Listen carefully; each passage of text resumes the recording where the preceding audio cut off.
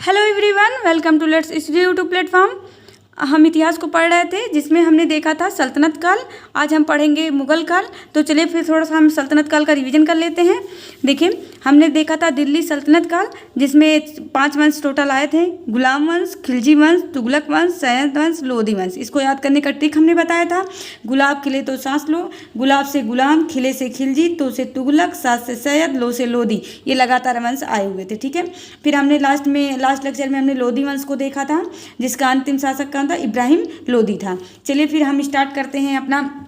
आज हम देखेंगे मुगल वंश, उसके बाद इसको रिलेट करेंगे। आप लोग इतना देखिएगा कि अंतिम वंश कौन सा था? लोधी वंश था। और लोधी वंश का अंतिम शासक किसका चल रहा था? इब्राहिम लोधी का। इसी के समय में क्या होता है? मुगल वंश का शुरुआत होता है। तो चलिए फिर हम मुगल वंश का देखते हैं। देखिए, ये मुगल साम्राज्य के लोग कहाँ से आए थे, क्या था? तो देखिए, सामान्य जानकारी इनके बारे में क्या था? जो थे ये मध्य एशिया से थे। मध्य एशिया जो है कजाकिस्तान, तुर्कमेनिस्तान, ठीक है, ये जो वाला एरिया है, ये 14वीं शताब्दी में जो 1300 से लेकर 1399 में ईस्वी का चल रहा था, उसमें क्या होता है? मंगोल का विघटन हो जाता है। तो वहाँ पे तैमूर लंग का उदय होता है। ठीक है, फिर धीरे धीरे तैमूर की जब आगे चलकर तैमूर की मृत्यु हो जाती है तो वहाँ के सभी जो रहते हैं अलग अलग पार्ट में बट जाते हैं, छोटे छोटे जागीरदार हो जाते हैं। ठीक है, फिर वहीं पर एक रहता है मिर्जा उमर करके जागीर रहता है, उसी के बारे में उसी से कहानी आगे बढ़ेगी। तो चलिए पहले हम देख लेते हैं ये उसके प्रमुख शासक कौन कौन से मुगल वंश में आएंगे, तो फिर हम आगे कहानी पढ़ेंगे। ठीक है, देखिए ये थे प्रमुख शासक। देखिए इसको 2 पार्ट में बांटते हैं, एक मुगल, एक उत्तर मुगल शासक। ठीक है, तो जो बाबर, देखिए क्या करता है, बाबर ही कहाँ आता है? भारत में आता है, जो 1526 से लेकर 1530 ईस्वी में आता है। फिर उसके बाद हुमायूं 1530 ईस्वी से 1556 ईस्वी। फिर अकबर 1556 से 1605 तक। जहांगीर 1605 से 1627। फिर उसके बाद शाहजहां आता है 1627 से 1658। औरंगजेब 1658 से 1707। आप लोग इसका ईयर भी याद रखे रहिएगा और क्रम भी, क्योंकि एग्जाम में ये पूछ लेता है। ठीक है, फिर उत्तर मुगल शासक बहादुर शाह, फिर जहादर शाह, फर्रुखसियर, रफ़ी, शाहजहां, मोहम्मद शाह, उसके बाद शाह बहादुर, आलमगीर, शाह आलम द्वितीय, अकबर द्वितीय, उसके बाद बहादुर शाह द्वितीय। ये उत्तर मुगल काल में।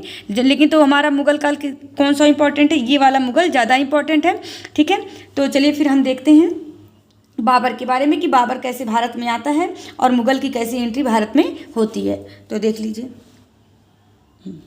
देखिए ये क्या होता है? ये देखिए, ये भारत का क्षेत्र है और यहाँ पे क्या है? मध्य एशिया है। मध्य एशिया का क्षेत्र क्या है? यहाँ पे कजाकिस्तान, तुर्कमेनिस्तान, उज्बेकिस्तान इत्यादि यहाँ पे है। ठीक है, इतना समझ में आ गया?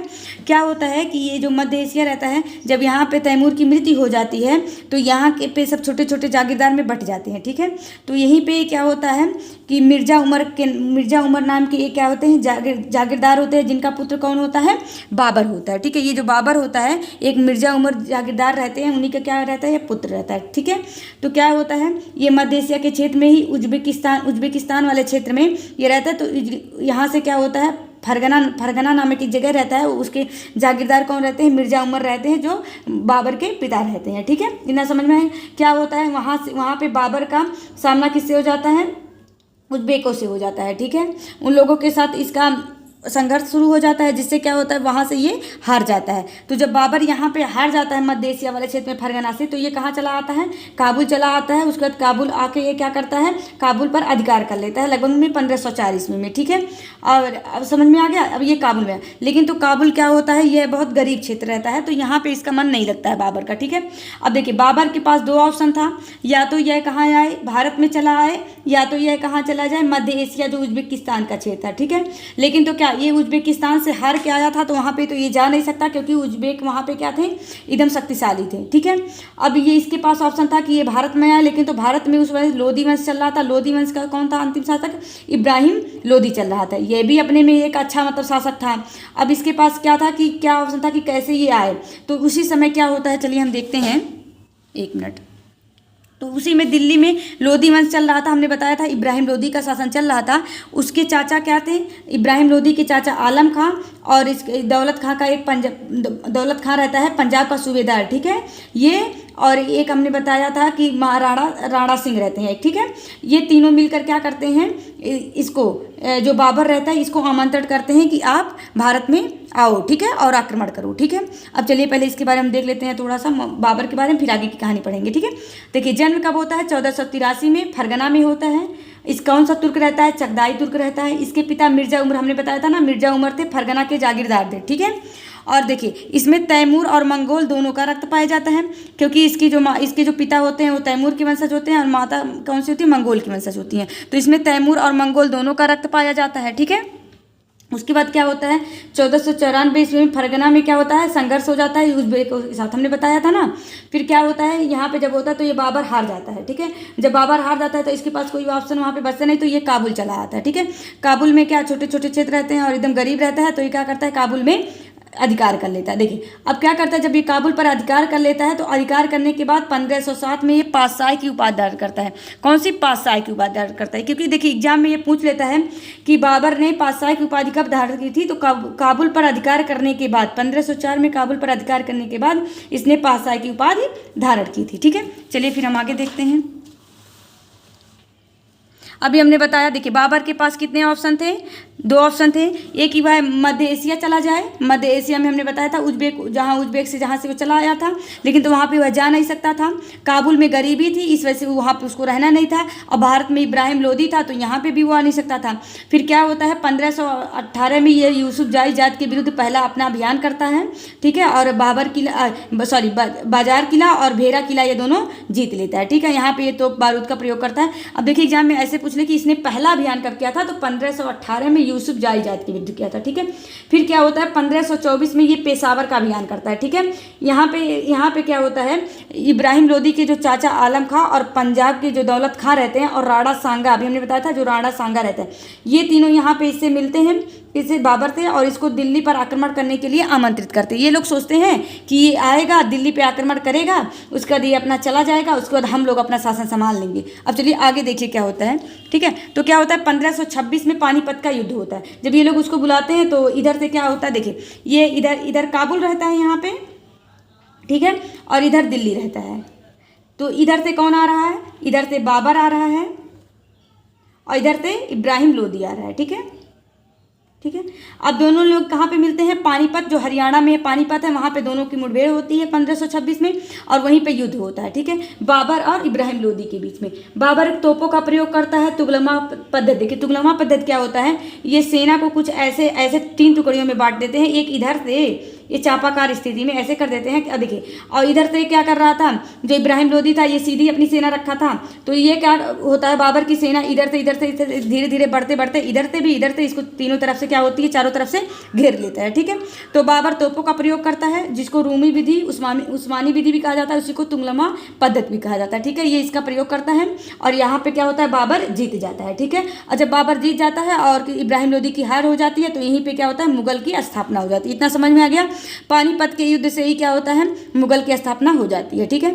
अब देखिए ये जब जीत जाता है तो क्या करता है, काबुल की जनता को एक सोने का सिक्का देता है और कलंदर की उपाधि धारण करता है। एग्जाम में पूछ लेता है कि बाबर ने कलंदर की उपाधि कब धारण की, तो ये पानीपत के युद्ध के बाद जब ये मुगल का स्थापना करता है तब ये क्या करता है, कलंदर की उपाधि धारण करता है और काबुल की जनता को एक सोने का सिक्का भी देता है, ठीक है। चलिए देखते हैं। अब होता है 1527 में खानवा का युद्ध होता है बाबर और राणा सांगा के बीच। अभी हमने बताया था ना कि राणा सांगा ने इसको बुलाया था कि आओ दिल्ली पर आक्रमण करो। तो जब ये, अब देखिए ये लोग तो बुलाए थे कि दिल्ली पर आक्रमण करके ये चला जाएगा, उसके बाद ये लोग शासन कर लेंगे दिल्ली पर, लेकिन तो क्या होता है कि ये यहाँ पे बाबर रुक जाता है। तो जिससे क्या होता है, बाबर और राणा सांगा के बीच में ही होता है, तो क्या होता है, राणा सांगा हार जाते हैं और बाबर विजयी हो जाता है, ठीक है।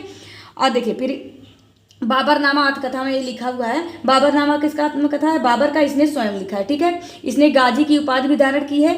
गाजी का मतलब क्या होता है, काफिरों को मारने वाला, अर्थात जो गैर मुस्लिम होता है, ठीक है। इसने जिहाद का भी नारा दिया था, ठीक है, और इसने तमगा कर समाप्त कर दिया। देखिए क्या होता है, खानवा के युद्ध में इसके पास उतना सेना तो नहीं रहता, लेकिन तो ये क्या करता है, जिहाद का नारा देता है और तमगा कर समाप्त कर देता है, जिससे इसकी सेना में क्या एक अलग सा उत्साह आ जाता है। जो तमगा कर होता है ये सेना पे लगाया जाता था, तो ये सेना पे से जब हटा लेता है और जिहाद का नारा देता है, जिससे क्या इसके सेना में अलग सा उत्साह आ जाता है और ये इतने अच्छे से लड़ते हैं कि ये जीत जाते हैं, ठीक है। 1527 में खानवा का युद्ध, ठीक है। अब देखिए बाबर भारत में यहाँ पे एकदम अच्छे से स्थापित हो गया इस युद्ध के बाद, ठीक है।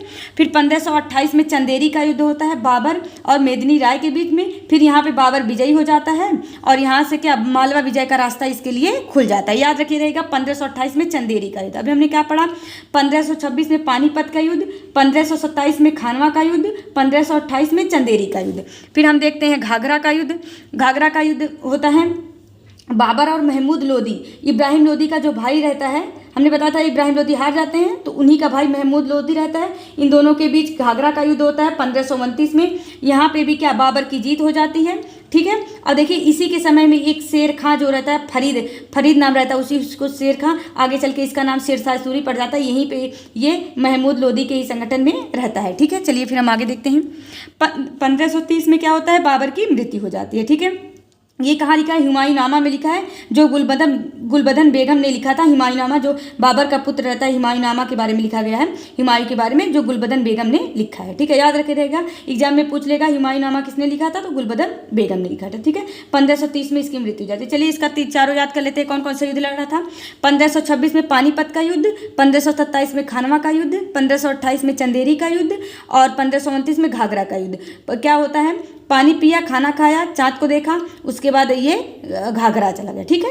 इतना समझ में आ गया। अब देखिए इसके बारे में लिखा है, बाबर ने नूर अफगान नामक बगीचा बनवाया था आगरा में, जहाँ पे ही इसको क्या किया जाता था, दफनाया गया था, जिसी को अब अभी नूर अफगान किस आराम बाग के नाम से जाना जाता है, जो आगरा में है। लेकिन तो बाबर को क्या था, मन था, बाबर ने बोला था कि उसको काबुल में ही मतलब उसको दफनाया जाए, तो बाद में उसको कहाँ पे, काबुल में दफना दिया जाता है, ठीक है। चलिए फिर हम आगे देखते हैं। अब देखिए बाबर ने क्या क्या कार्य किए। बाबर ने आत्मकथा बाबरनामा लिखा, जिसको तुजुक ए बाबरी नाम से जाना जाता है। क्या, तुजुक ए बाबरी, ठीक है। इसने इसके समय में 2 खेल प्रचलित हुआ, गंजासा और इश्कबाजी, जिसको कबूतरबाजी भी कहा जाता है, ठीक है। और इसने इसके समय में एक छंद प्रचलित हुआ, मुबैयान। एग्जाम में पूछ लेता है मुबैयान किसके समय में फेमस हुआ था छंद, तो बाबर के समय में, ठीक है। और इसने सिक्का भी जारी किया था, ठीक है। अब देखिए बाबर के 4 पुत्र थे, हुमायूं, कामरान, अस्करी, हिंदाल। हुमायूं, कामरान, अस्करी, हिंदाल। तो क्या होता है, हुमायूं सबसे बड़ा पुत्र रहता है, इस वजह से इसको क्या बनता है, उत्तराधिकार इसी को मिलता है, ठीक है, राज्य का। अब देखिए हुमायूं क्या होता है, हुमायूं 1530 से 1540 के बीच में शासन करता है। फिर बीच में शेरशाह जब आक्रमण कर देता है तो शेरशाह करता है, उसके बाद 1555 से 1556 तक फिर ये करता है, ठीक है। इसका 2 समय रहता है, 1530 से 1540 और 1555 से 1556। चलिए फिर इसके बारे में हम देख लेते हैं। हुमायूं का अर्थ क्या होता है, भाग्यवान। किसका अर्थ होता है, हुमायूं का अर्थ होता है भाग्यवान। ये जो हुमायूं था ये नक्षत्रों पर विश्वास करता था। साम्राज्य को अपने भाइयों, ये इतना मतलब उदार था कि ये साम्राज्य को अपने भाइयों में बांट दिया था। जैसे जो हुमायूं थे, कामरान, अस्करी और हिंदाल थे, इनको बराबर बांटों में अपने साम्राज्य को बांट दिया था, ठीक है। इसके पास समस्या क्या थी, जब ये सबको बांट दिया तो इसका क्या था, राजकोष खाली था। इसके पास राजपूत समस्या भी थी, अफगान समस्या हमने बताया था ना, जो इब्राहिम लोदी था उसका भाई महमूद लोदी, और उसी के समय में शेर खां जो शेरशाह सूरी था, बताए थे ना, वो भी अफगान समस्या था। और षड्यंत्र, इसके भाई लोग मिलकर षड्यंत्र वगैरह करते रहते थे, ये भी था। एक बहादुर शाह था, ये भी इसके समस्या थी। फरीद, वो ये मतलब बताया था ना, शेरशाह जो सबसे मतलब महत्वपूर्ण जो था, ये शत्रु था, ये शेरशाह था, ठीक है। चलिए फिर हम देखते हैं ये कब करता है, 1532 में ये दौरा का युद्ध करता है, ठीक है। हुमायूं और अफगान के बीच में होता है, जहां अफगान हार जाते हैं, हुमायूं जीत जाता है, ठीक है, समझ में आ गया। फिर 1532 में चुनार का करता है। फिर देखिए आगे देखिए, 1535 में ये पुस्तकालय का निर्माण करवाता है, जिसका नाम रखता है दीन पनाह। याद रखिएगा 1535 में दीन पनाह नामक पुस्तकालय का निर्माण करवाता है, ठीक है। फिर देखिए इसके समय में अफगान समस्या हमने बताया था सबसे महत्वपूर्ण समस्या था, जिसको क्या था, शेरशाह सूरी के साथ इसका संघर्ष होता है, ठीक है।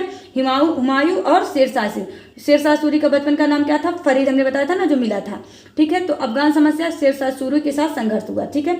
अब देखिए शेरशाह सूरी के साथ इसका 2 युद्ध होता है, 1539 में चौसा का युद्ध जो बक्सर में होता है, और 1540 में बिलग्राम का युद्ध। क्या होता है, इन दोनों युद्ध में हुमायूं और शेरशाह दोनों लड़ते हैं, लेकिन तो हुमायूं दोनों युद्ध में हार जाता है, ठीक है। और बिलग्राम के युद्ध में इतना ज़्यादा हार जाता है कि ये गंगा नदी में अपने घोड़ा सहित कूद जाता है, वहाँ से इसको कौन, एक भिस्ती बचाता है, ठीक है। अब चलिए देख लेते हैं। फिर यहाँ पे हुमायूं की जब हार हो जाती है, उसको एक भिस्ती बचाता है, फिर ये अब कई वर्षों तक ऐसे घूमता रहता है। फिर इसके एक गुरु मिलते हैं, मीर अली, ठीक है, जो मीर अली की पुत्री हमीदा बानो बेगम रहता है, उसी से क्या कर लेता है, शादी कर लेता है हुमायूं, ठीक है। और उसका पुत्र एक जन्म लेता है, अकबर, जो 1542 में एक पुत्र जन्म होता है, जिसका नाम क्या रहता है, अकबर रहता है, ठीक है। अब देखिए इसके जन्म के पहले ही ये क्या, कहाँ चला जाता है हुमायूं, ईरान के शाह के शरण में, ईरान के एक शाह रहते हैं, उनके शरण में चला जाता है, और उनकी मदद से वापस भारत में क्या ये जो काबुल वाला क्षेत्र रहता है 1545 में फिर से काबुल और कंधार पर पुनः ये अधिकार कर लेता है। ठीक है, फिर धीरे धीरे वहाँ से वो प्लान बनाता है।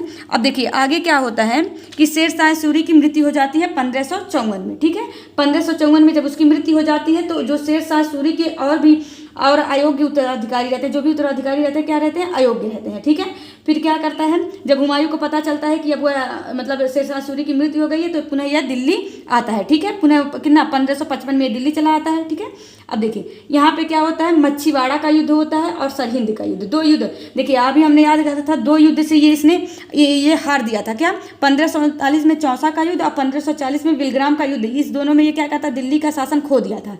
अब देखिए फिर दो युद्ध ये लड़ता है, मच्छीवाड़ा का युद्ध और सरहिंद का युद्ध 1555 में लड़ता है। यहाँ पे क्या होता है, हुमायूं और नसीब खां के बीच में होता है। जो नसीब खां कौन रहता है, शेर शाह सूरी का उत्तराधिकारी रहता है। इन दोनों में होता है और इन दोनों में क्या होता है, हुमायूं की जीत हो जाती है और वापस इसे दिल्ली की गद्दी मिल जाती है। ठीक है, इतना समझ में आ गया। चलिए अब क्या होता है, 1555 में इसको मतलब शासन मिलता है, 1555 से 56 के बीच में ये शासन करता ही है। तभी क्या हो जाती है, ये जो दीन पनाह नामक पुस्तकालय बनवाया रहता है, इसी के सीढ़ियों पर चढ़ते हुए लड़खड़ाकर इसके क्या हो जाता है, गिर जाता है, जिससे इसकी क्या हो जाती है, मृत्यु हो जाती है। किसकी, हुमायूं की। अब देखिए जब इसकी मृत्यु हो जाती है तो एक लेनपुल नाम के एक लेखक रहते हैं, ये क्या लिखते हैं, हुमायूं सारा जीवन लड़खड़ाता रहा और लड़खड़ाकर गिरकर जीवन त्याग दिया। मतलब क्या, लड़खड़ाते लड़खड़ाते ही इसने अपना जीवन त्याग दिया। ठीक है, चलिए फिर आगे हम देखते हैं। अब देखिए इसके बाद इसका पुत्र कौन हमने बताया था, अकबर रहता है। जब ये 1556 में इसकी मृत्यु हो जाती है। ठीक है, हुमायूं की, इसके पिता की। अब चलिए देख लेते हैं इसके बारे में। इसके पिता का नाम क्या होता है, हुमायूं, माता हमीदा बानो बेगम। आप देखिए जन्म इसका कब होता है, 1542 में, राजपूत घर में, राणा बीरसाल के घर में। क्या होता है, हमने बताया था ना, बीच में ही इसके पिता चले जाते हैं ईरान शाह के पास, उसी के बीच में क्या हो जाता है, अकबर का जन्म हो जाता है। और इसके बचपन का नाम क्या रहता है, जलाल रहता है। अकबर के बचपन का नाम जलाल रहता है। उसके बाद जब ये 3 वर्ष का हो जाता है अकबर, तो हुमायूं आता है। हुमायूं जब इससे मिलता है तो इसका नाम क्या रखता है अकबर का, जलालुद्दीन रखता है। ठीक है, चलिए फिर हम आगे देखते हैं। जो अकबर रहता है क्या होता है, निरक्षर होता है। ठीक है, और इसके पिता कौन होते हैं, अब्दुल लतीफ़ इसके गुरु होते हैं। ठीक है, अब प्रारंभिक जीवन और राज्याभिषेक इसका कैसा होता है, क्या होता है, अकबर को हुमायूं ने पंजाब का सूबेदार बनाया हुआ था और इसका संरक्षक कौन था, बैरम खां था। अब देखिए ये मतलब क्या था, सारा काम बैरम खां करता था, केवल नाम के लिए अकबर था, क्योंकि अकबर की उम्र तब बहुत कम थी। ठीक है, केवल 14 वर्ष की उम्र थी जब उसके पिता की मृत्यु हो गई थी। ठीक है, फिर क्या होता है, 1556 में दीन पनाह हुमायूं की मृत्यु हो जाती है। हमने बताया था ना कि हुमायूं की मृत्यु हो जाती है सीढ़ियों से गिरकर 1556 में। तो क्या होता है, अकबर 14 वर्ष की उम्र में क्या होता है, उसका राज्याभिषेक पंजाब में हो गया था। देखिए एग्जाम में ये बहुत बार पूछा है कि अकबर का राज्याभिषेक कहाँ हुआ था। तो मतलब एग्जाम में जब दे देता है तो सब लोग को लगता है दिल्ली आगरा, यही सब ऑप्शन में देता है तो सब दिल्ली आगरा, कभी पंजाब पे ध्यान जाता ही नहीं। लेकिन तो क्या इसका राज्याभिषेक होता है पंजाब में, याद रखी रहिएगा क्योंकि एग्जाम में बहुत बार पूछा हुआ है, 14 वर्ष की उम्र में। ठीक है, ये पंजाब में गुरदासपुर रहता है, वहीं पे इसका होता है। और ये कौन करता है, बैरम खां करता है, जो इसका संरक्षक रहता है। ठीक है, अब देखिए इसी के समय में क्या होता है, पानीपत का द्वितीय युद्ध होता है। अब देखिए क्या होता है, इधर देखिए इधर दिल्ली रहता है और इधर पंजाब रहता है और इधर बंगाल और बिहार में आदिल शाह रहता है। ठीक है, और इसका प्रधानमंत्री कौन रहता है, हेमू रहता है, जो जिसने क्या किया था, विक्रमादित्य की उपाधारण की थी। ठीक है, अब देखिए ये दिल्ली यहाँ बीच में रहता है। इधर से कौन आता है, पंजाब का सूबेदार, हमने बताया था ना, पंजाब का सूबेदार किसको बनाया गया था, अकबर को। अब देखिए इधर से अकबर और बैरम खां आ रहे हैं, इधर से हेमू आ रहा है। ठीक है, और पानीपत के मैदान में 1556 में, ठीक है, क्या होता है, अकबर और बैरम खां इधर से रहते हैं और इधर आदिल शाह और हेमू रहते हैं। मेन कौन लड़ रहा होता है, बैरम खां और हेमू लड़ रहे होते हैं। ठीक है, तो यहाँ पे क्या होता है, विजेता कौन, बैरम खां विजेता हो जाते हैं और आदिल शाह हेमू जो रहता है वो हार जाता है। समझ में आ गया, यहाँ पे हेमू हार जाता है और विजेता कौन हो जाता है, बैरम खां हो जाता है। ठीक है, अब चलिए फिर यहाँ से अकबर का शासनकाल शुरू होता है 1556 से 1605। ठीक है, अब देखिए जो 1556 से 1560 का सन रहता है उसमें ज़्यादा कार्य कौन करता है, बैरम खां करता है, क्योंकि तब ये जो अकबर होता है केवल 14 वर्ष की उम्र में होते हैं तो इनको कुछ समझ में उतना रहता नहीं है, तो सारा कौन देखता है, बैरम खां देखता है, सारा संरक्षक कौन करते हैं, बैरम खां करते हैं। फिर 1560 से 62-64 तक का महामनगा, इनकी माँ एक रहती है, मुँह बोली माँ रहती है महामनगा। ठीक है, ये करती हैं 1560 से 1562 में। फिर है वास्तविक व स्वतंत्र शासक कब संभालता है अकबर, 1562 से 1605 ईस्वी में। ठीक है, चलिए देखते हैं बैरम खां के। देखिए बैरम खां क्या होता है, एक शिया मुस्लिम होता है और जो अकबर रहता है ये सुन्नी मुस्लिम रहता है। ठीक है, और जब ये बैरम खां शिया मुस्लिम रहता है तो ये शिया मुस्लिम का ज़्यादा साथ देता है, इसको अकबर कौन खान बाबा कहते थे, और खाना की उपाधि भी किसने दिया था, अकबर ने दिया था बैरम खां को, ठीक है। और ये क्या करता था, ये शिया मुस्लिम को ही बड़े बड़े पदों पर रखता था, ठीक है। जिससे फिर अकबर ने इसको ऑप्शन दिया कि आप तो मैं आपको दो ऑप्शन देता हूँ, या तो आप यहाँ पे कोई छोटा सा क्षेत्र ले लो, आप उस पर शासन करो, या तो आप मक्का मदीना चले जाओ, ठीक है। तो बैरम खां कहता है कि मुझे मक्का मदीना जाना है, लेकिन तो जब ये जाता है तो गुजरात के पास, ठीक है, गुजरात के पास महमूद ने इसकी क्या कर दी थी, हत्या कर दी, किसकी, बैरम खां की, ठीक है। इतना समझ में आ गया। चलिए फिर हम आगे देखते हैं। फिर अकबर क्या करता है, 1562 में आमेर का संधि, मतलब आमेर में ये आक्रमण करता है, जहाँ पे क्या होता है, भारमल नाम के रहते हैं, उनसे क्या होती है, संधि होती है, और उनकी पुत्री जो हरखा बाई रहती है, उन्हीं से क्या हो जाता है, इसकी शादी हो जाता है। समझ में आया। आमेर अभियान करता है, उसमें भारमल वहाँ के राजा रहते हैं, उनसे संधि हो जाती है, उनकी पुत्री हरखा बाई से अकबर की शादी हो जाती है, ठीक है। फिर 1562 में इसने दास प्रथा को खत्म कर दिया था, 1563 में तीर्थ यात्रा को समाप्त कर दिया, और 1564 में जजिया कर समाप्त कर दिया। ये सब याद रखिएगा किस सन में किया। 1562 में आमेर का अभियान करता है, 1562 में दास प्रथा को खत्म करता है, 1563 में तीर्थ यात्रा कर समाप्त करता है, 1564 में जजिया कर समाप्त कर देता है, ठीक है। चलिए फिर हम आगे देखते हैं, ठीक है।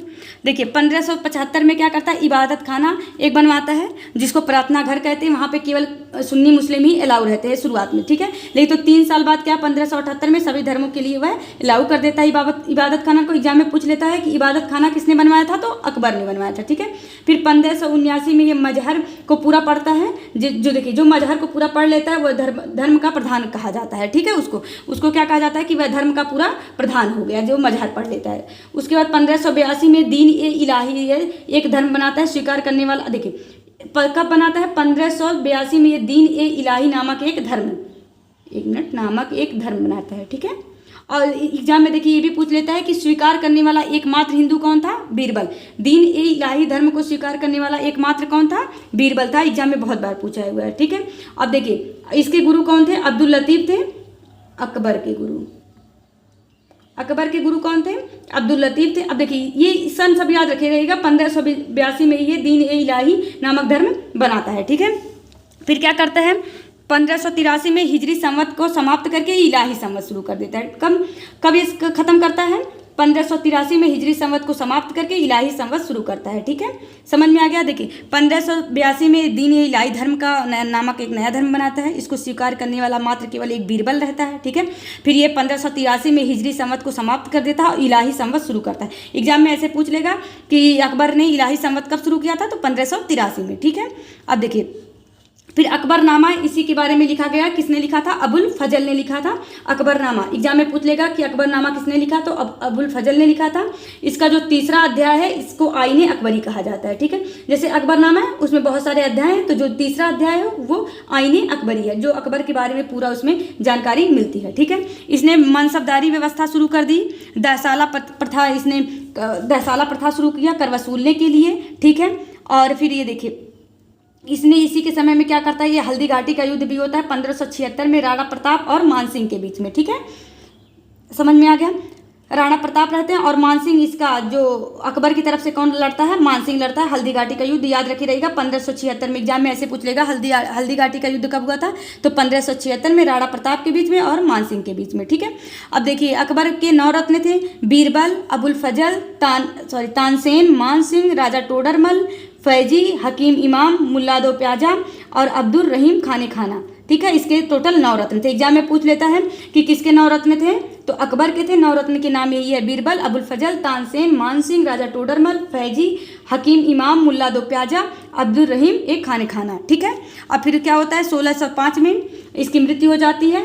इसका मकबरा कहाँ है, सिकंदरिया यूपी में, सिकंदराबाद यूपी में इसका क्या है, मकबरा है। 1605 में इसकी मृत्यु हो जाती है, किसका, अकबर का, ठीक है। यहाँ पे जब अकबर का मृत्यु हो जाता है, अब आगे चलिए देखते हैं।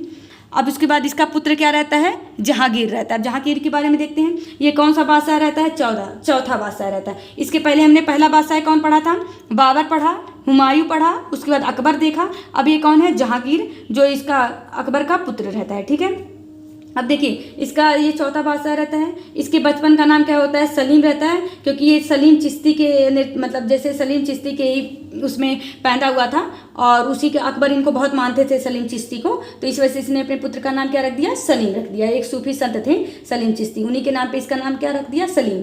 और इसके पिता कौन थे, पिता अकबर थे, माता जोधाबाई थी, हरखा भाई जिसने मैंने बताया था ना, भारमल की पुत्री जो जोधाबाई थी वही इसकी माता थी। जन्म इसका कब होता है, 1569 में होता है, ठीक है। ये किसके प्रेम में पड़ा था, अनारकली नाम की एक थी, उसके प्रेम में ही ये पड़ा हुआ था, ठीक है। ये तंबाकू की खेती इसी के समय में शुरू हुआ था, याद रखे रहिएगा, जहांगीर के समय में ही तंबाकू की खेती शुरू होती है, ठीक है। इसका राज्याभिषेक 1605 में होता है, ठीक है। अब देखिए क्या होता है, ये जो खुसरो शाह रहता है जहांगीर का पुत्र रहता है, ये क्या क्या होता है कि इसी के समय इसका पुत्र भी बड़ा हो जाता है, खुसरो शाह जो जहांगीर का पुत्र रहता है, और ये क्या करता है, खुसरो शाह को आगरा के किले में ये कैद करवा देता है। ये अपने ही पुत्र को आगरा के किले में कैद कराया था, खुसरो शाह रहता है, ठीक है। और परवेज, खुर्रम, सरपरा इसके इतने पुत्र होते हैं, ठीक है। चलिए आगे देखते हैं। 1605 में खुसरो शाह ने विद्रोह कर दिया, ठीक है। इसकी माता कौन थी, मानमती थी, ठीक है। और 5वें गुरु अर्जुन देव ने इसका समर्थन कर दिया और जहांगीर ने क्या कर दी, इसकी हत्या करवा दी। चलिए इसको समझते हैं क्या होता है। हमने बताया ना कि जहांगीर क्या होता है, इसका पुत्र, जहांगीर का पुत्र खुसरो शाह रहता है, ठीक है। और ये जब इसको राजा बनना होता है 1605 में, तो उतनी समय ये भी बड़ा हो गया रहता है, खुसरो शाह भी। तो खुसरो शाह कहता है कि मैं राजा बनूंगा, ठीक है। तो ये इसकी जहांगीर और खुसरो शाह के बीच में मतभेद हो जाता है, ठीक है। फिर ये खुसरो शाह जब विद्रोह कर देता है अपनी माता मानमती के साथ, तो क्या होता है 1606 ईस्वी में ये 5वें गुरु रहते हैं अर्जुन देव, ठीक है।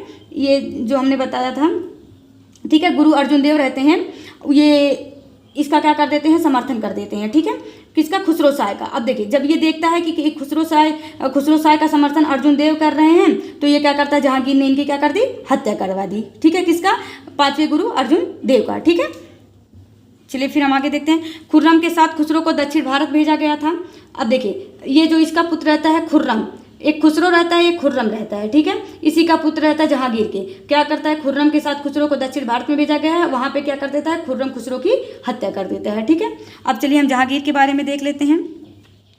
अब देखिए जहांगीर का जो शासन होता है 1605 से 1627 के बीच में करता है। 1605 से 1611 के बीच में ये अकेले अपना स्वयं करता है। इसके बाद एक नूरजहां आ जाती हैं, 1611 से 1622 के बीच में ये इनके ही मतलब थोड़ा अंडर काम करता है। फिर 1622 से 1627 में ये क्या होता है, शाहजहां ने इसको कैद कर लिया रहता है। चलिए फिर देखते हैं। नूरजहां रहती हैं, इनका नाम क्या होता है, मेहरुन निसा होता है। ये ईरानी एक महिला होती हैं, ठीक है।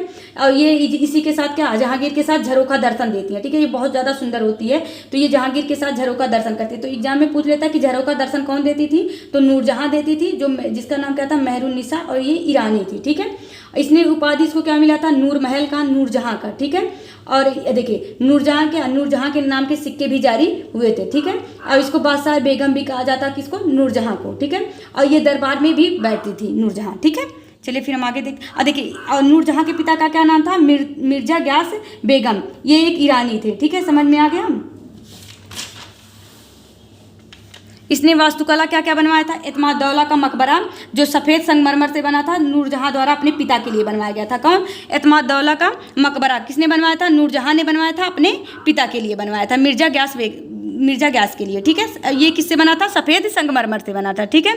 फिर जहांगीर का भी मकबरा बनवाया किसने, नूरजहां ने बनवाया था, ठीक है। इसी के समय में ये जो जहांगीर के समय में ही यूरोपीय यात्री आता है विलियम हॉकिंस, ये इंपॉर्टेंट है, याद किए रहिएगा। विलियम हॉकिंस आता है 1608 में। ये प्रथम अंग्रेज मुगल, इसके देखिए ये जो विलियम हॉकिंस रहता है, ये प्रथम अंग्रेज रहता है जो मुगल दरबार में आता है। तो एग्जाम में पूछ लेता है कि प्रथम अंग्रेज कौन आया था, तो विलियम हॉकिंस आया था। और किसके दरबार में आया था, जहांगीर के दरबार में आया था 1608 ईस्वी में। ये राजा जेम्स प्रथम का क्या होता है, दूत होता है, ठीक है। और जहांगीर ने इसे ही क्या दी थी, इंग्लिश खां की उपाधि दी थी। इतना याद हो गया। विलियम हॉकिंस रहता है जिसको इंग्लिश खां की उपाधि मिलती है, और 1608 ईस्वी में पहली बार ये मुगल दरबार में आता है, और जिस समय किसका शासन होता है, जहांगीर का शासन होता है, ठीक है। फिर इसी के समय में टॉमस रो भी आता है 1611 में, ठीक है। फिर इस देखिए साहित्य, ये इसका साहित्य क्या होता है, तुझक ए जहांगीरी होता है, जो इसके आत्मकथा होता है, ठीक है। एक मिनट। और ये देखिए इसी के समय में न्याय की जंजीर जो सोने से बनी होती है आगरा में रहता है, न्याय का जंजीर भी इसके समय में फेमस रहता है। याद रखिएगा, एग्जाम में ऐसे पूछ लेगा कि न्याय की जंजीर किसने बनवाई थी, तो जहांगीर ने। ठीक है, इसकी मृत्यु कब हो जाती है, 1627 में इसकी लाहौर में इसकी मृत्यु हो जाती है। ठीक है, इसके बाद इसका पुत्र आता है शाहजहां, जिसका जन्म कब होता है, 1592 में लाहौर में होता है। ठीक है, इसका नाम क्या होता है, खुर्रम।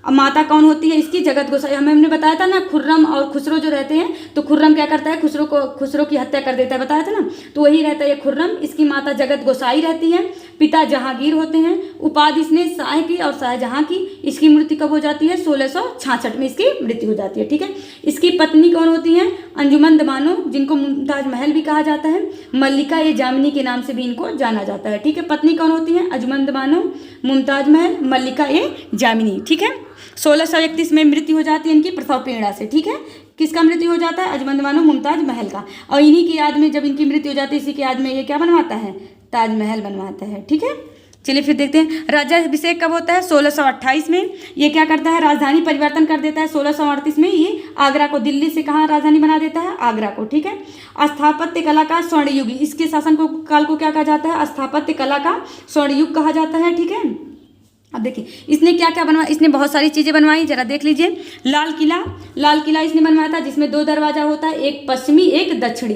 तो पश्चिमी को क्या कहा जाता है, लाहौरी, और जो दक्षिणी होता है उसको दिल्ली दरवाजा कहा जाता है। ठीक है, उसी में लाल किले में क्या था, दीवाने आम बना था और दीवाने खास बना था, जो मुलाकात के लिए बनाया गया था।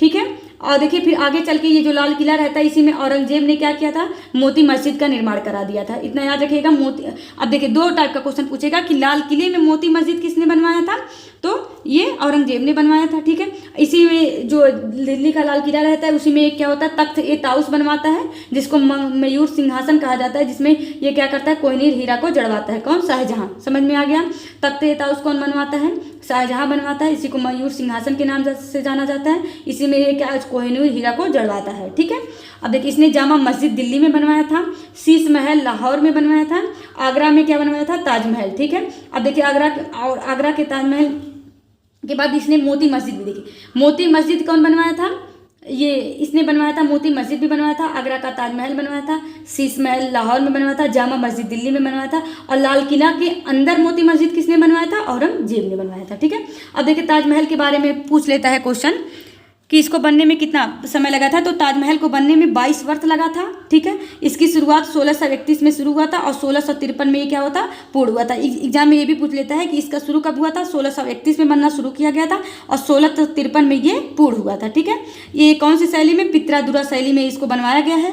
डिजाइन इसने किसने किया था, उस्ताद अहमद लाहौरी ने। इसका एग्जाम में पूछ लेता है कि ताजमहल का डिजाइन किसने किया था, तो उस्ताद अहमद लाहौरी ने किया था और पित्रादुरा शैली में किया था। 22 वर्ष इसमें टोटल लगे थे। ठीक है, अब देखिए उत्तराधिकार संघर्ष कौन कौन था, देखिए इसका क्या था, दारा शिकोह था, शाह शुजा था, औरंगजेब था, मुराद। इसके 4 पुत्र थे, कौन, दारा शिकोह, शाह शुजा, औरंगजेब और मुराद। चलिए फिर हम आगे देखते हैं।